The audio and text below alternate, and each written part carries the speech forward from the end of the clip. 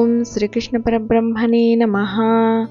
అనన్య భావంతో తన్ను గూర్చి ధ్యానించు వారిని సంసార సాగరం నుండి ఉద్ధరించదనని 2 శ్లోకముల ద్వారా భగవానుడు చెప్పుచున్నాడు.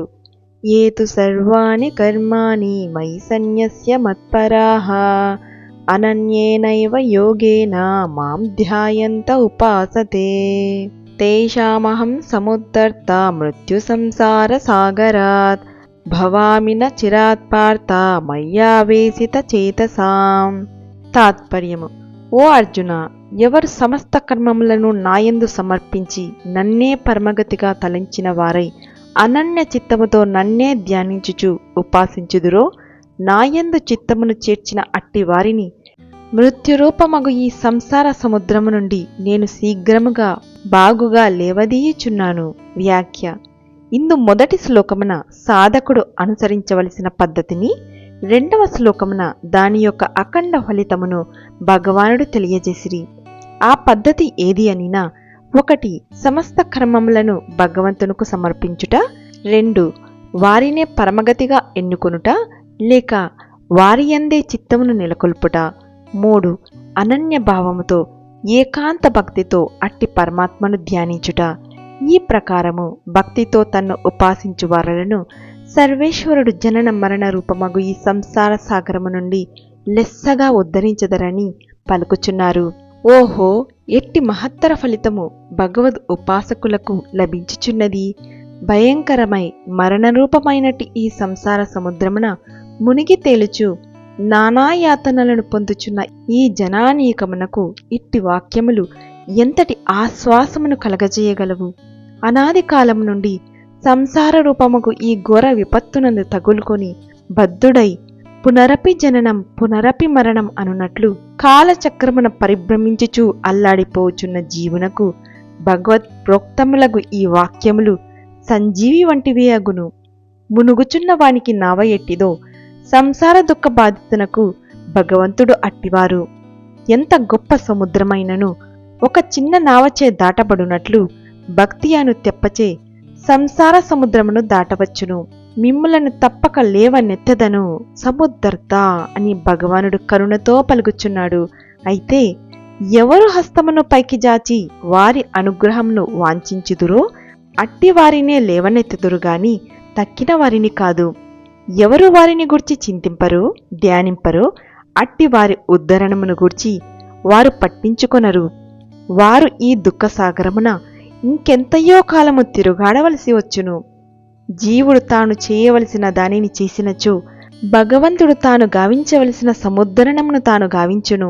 కాబట్టి విజ్ఞుడగువాడు తాను అనుభవించుచున్న సంసార సాగర నిమజ్జన రూప ఘోర విపత్తును గుర్తెరిగి మరణాది బాధలను సంపూర్ణముగా తొలగించుకున్నటకై భగవానుని వెంటనే భక్తిపూర్వకముగా సేవించవలెను. భవరోగ వినాశనమునకు ఇది ఏ సముచిత భేషజము.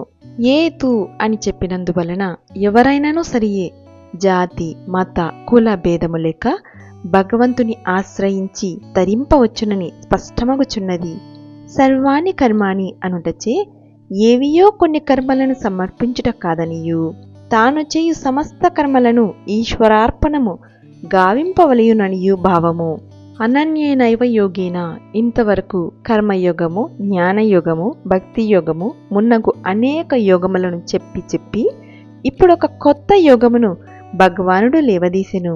అది ఏ అనన్య యోగము.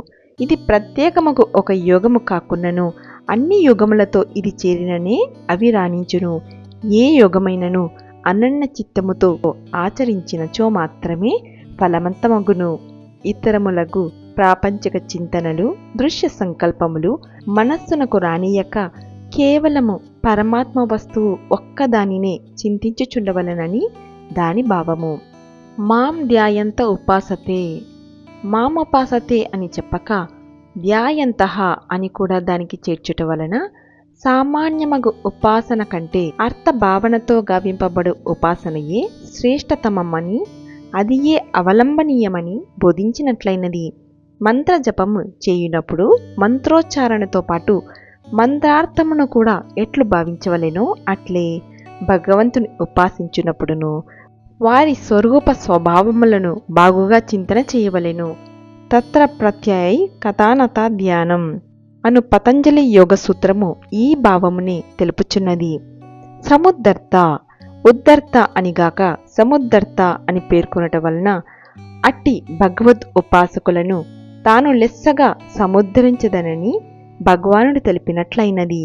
మృత్యు సంసార సాగరాత్ సంసారమును సముద్రమునకు పోల్చి చెప్పిరి. సముద్రము వలె భయంకరమై కామాది దుష్ట జల జంతువులతో కూడి అపారమై ఉండుట వలన ఆ ప్రకారము అది సాగరమునకు పోల్చి చెప్పబడినది. అయితే అనేకులు సంసార సుఖములు మహా ఆనందకరములని, కావున సంసార స్థితి అబలషణీయమని పలుకుచుందురు. అజ్ఞానము వలననే వారట్లు చెప్పుచుందురు. సంసార స్థితి యొక్క వాస్తవ స్వరూపము వారికి ఇంకనూ తెలియలేదని అర్థము. దాని యథార్థ రూపమును భగవానుడిచ్చట బయటపెట్టిరి.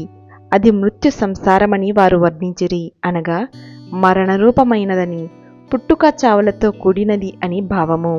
కాబట్టి ఈ మృత్యు సంసార మధ్యమున తగులుకొనిన జీవుడు అమరత్వ సిద్ధికై అమృత స్వరూపుడగు భగవానుని సచ్చిదానంద ప్రభువును తప్పక ఆశ్రయించవలసి ఉన్నాడు.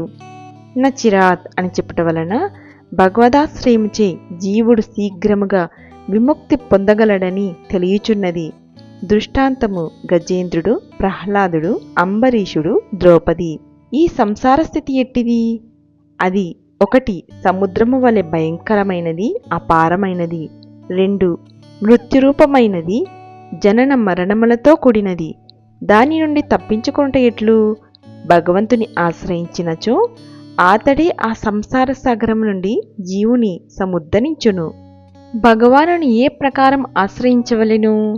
1 సమస్త కర్మలను భగవానునకు అర్పించి, 2 ఆతనినే పరమగతిగా భావించి, 3 చిత్తమును ఆతనియందే నెలకొల్పి, 4 ఆతనినే చింతింపచేయుచు ధ్యానించుచు ఉపాసించవలెను.